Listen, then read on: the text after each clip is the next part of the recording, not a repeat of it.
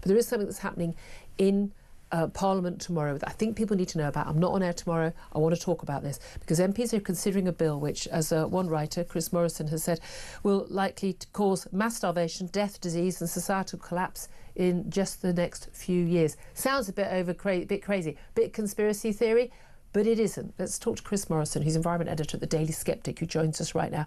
Good afternoon to you, Chris.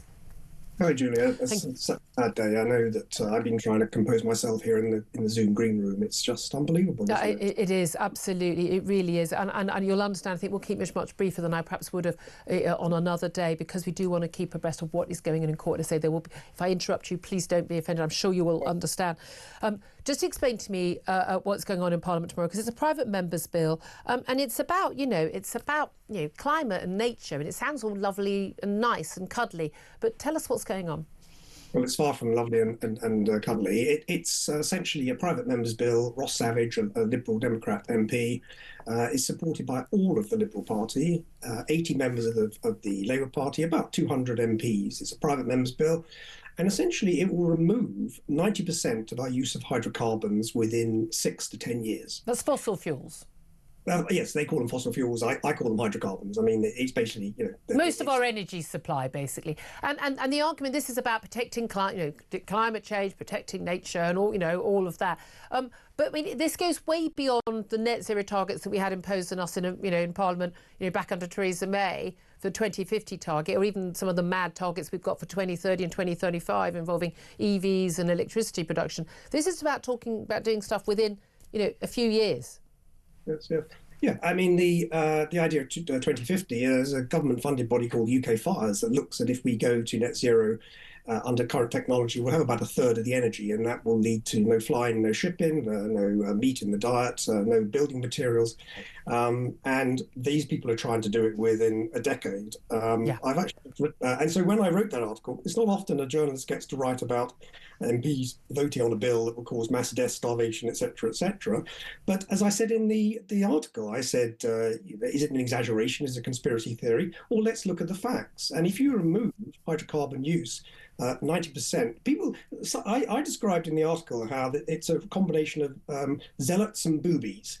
The zealots know exactly what they're doing. It's essentially a political campaign. It's a fully disguised with climate. It's essentially to take control of what we eat and consume and how we travel. The boobies, of course, it's all lovely and fluffy, and they think they're saving the planet. And the virtue signal. But this is the thing: private members' bills don't normally come into law. But we've seen recently, with the assisted dying bill, very likely to come into law.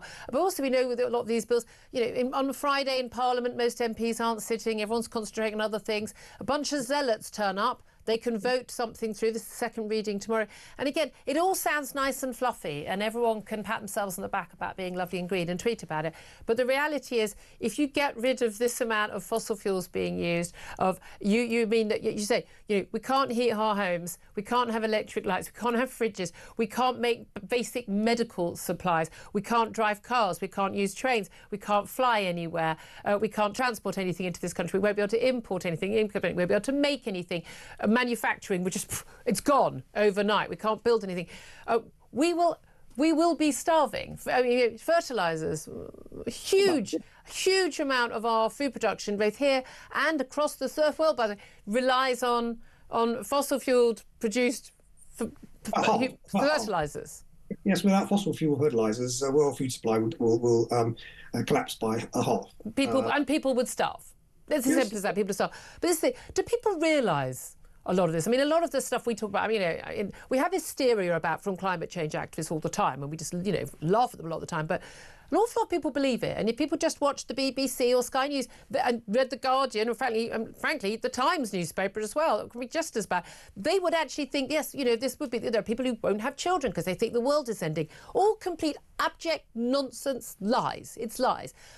But the net zero laws that impact us directly now, they were voted for by supposedly sensible people. There's every chance this could happen. Well, boobies, I think, is. I just don't think they have an idea of. The education system hasn't taught them the use of hydrocarbons. Hydrocarbons are the basis of a modern industrial society. Without them, we go back to primitive times. Hence my article, which obviously the headline was designed to attract attention. But it's true. It's true. Yes, It's all true. I mean, this actually will. But again, exactly. We can't treat diseases. We can't. Most of the items that are used in hospital are plastics. They need fossil fuels. I mean, we worry about some pensioners not being able to heat their homes in the depths of winter. No one will be able to heat their homes. You can't refrigerate food. You can't. I mean, people will starve to death. I mean, it sounds an utterly, crazed Hollywood movie, but these people are genuinely, these are organisations, so, lots of this stuff, the likes of Sadiq Khan, Andy Burnham, major mayors of major cities, are signed up to this agenda. Joan Bakewell, Chris Packham, Hugh Fearnley-Whittenstall. I mean, the list goes on. Yep.